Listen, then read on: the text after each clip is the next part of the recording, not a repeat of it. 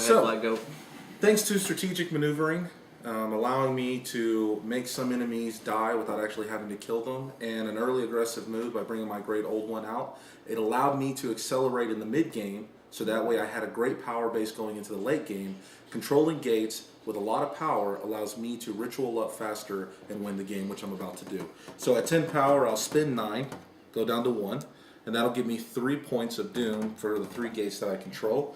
I've already got 10 points here, which will equal out to 5 doom points, but I'll end up sacrificing a cultist just to pick up an extra 1, which actually equates out to nothing. So, Black Goat wins. And this earth now belongs to me. Y'all want to go around and explain what your strategies were? Yeah, definitely. Yeah. To suck and lose. Explain your strategy. I should have ritualed another time. I didn't really have a strategy. I just kind of sucked. My strategy was to lose. Man. You succeeded then. Yeah. This awesome explanation of strategy is brought to you by Altoids. When your breath stinks, get the Curiously Strong Mint. Well, I should. Altoids, Okay, here's the some fresh mistakes. maker. Instead of explaining my strategy, here's the mistakes I made. I left the Shoggoth here forever, not using it. Yes, it's true that prevented people from coming here and messing with him, but everyone was always busy doing stuff. If that had happened, I could have used my Shoggoth to greater effect. These are better guards for cultists. This guy is an attacker. Another thing is I never used dreams. There were several times in which there were cultists that were either alone or, I could have used it to get. I could have used dreams to maybe. If you noticed, sometimes when cultists were alone with a monster, people didn't always capture them immediately because they had their own things going on. So one thing I could have done that I saw was I should have dreamed at some point to take him. He had a dream of Cthulhu and became a Cthulhu worshipper, and then the next turn, if he wasn't captured, then do a ritual and I could have gotten more doom points that way by using dreams right before I ritualed. Instead, I ritualed with only like 3 gates at a time, so if you saw, I only went out by 3 at a time, and I didn't have very many Elder Signs. So, that's what I can say about me. Yep. Okay, Grant. So, my strategy this game was to do the same thing I did last game in which I won. And that was to take the King in Yellow, get him out first round. You didn't win this time! Yeah, I didn't win this time because they were ready for me this time. Also, you know what?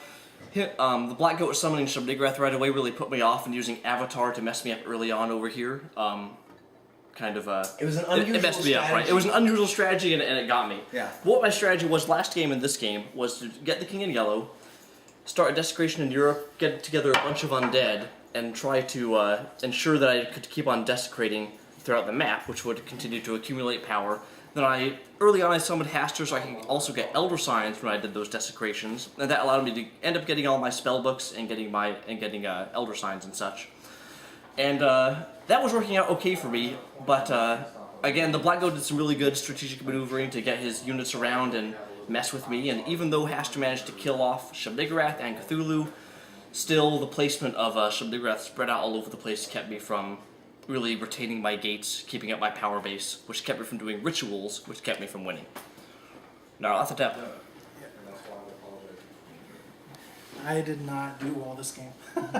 I think my problem was I brought up my Great Old One way too fast, and We were all doing it. yeah, I think that's why I brought him out. Sometimes you jump on the bandwagon. But the problem was if you don't protect your cultist, it can put you down kind of early, and then you're playing catch up for a couple of rounds, and that's what happened to me. And I just couldn't get established back on there and I was ritualing a couple of times, but my strategy this time I didn't do as well as last game.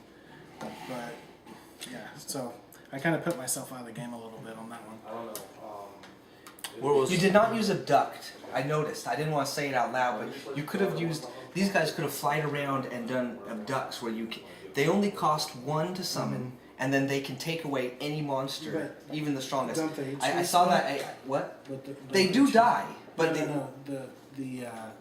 the person I'm abducting. they choose. So you since you can fly so far, you strategically choose who you're fighting. Like you go off and kill a Dark Young or a Shoggoth or something. And one thing I was going to say, you know, at different times you saw different people in first place. Well, Blue, I don't think ever was in first on this, but you'll see. He was ahead of me at one point. I think this was mentioned earlier, but basically halfway through the game is not when somebody gets to about halfway on the victory point or the doom point track. Halfway through the game is like when someone's at 4 or 5. It really starts to escalate and people move up pretty quickly, and it changes who's ahead very frequently. It was just, you know, a surprise to see yellow shoot up, but Yeah, well, you noticed that I collected all those elder signs, and I just wanted to reveal to show how much power, how much doom I actually had as the yellow sign. right. Andrew, your strategy? The Well, winning Jimmy strategy.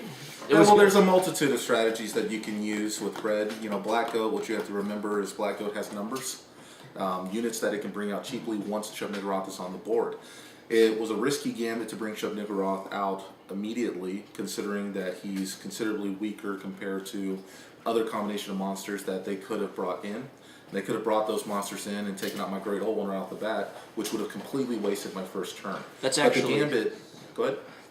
That's actually something that I really wanted to do, was try to get in there and somehow kill Shub-Niggurath, but I was afraid because yellow signs units until he gets Haster really aren't good for taking out large masses of people.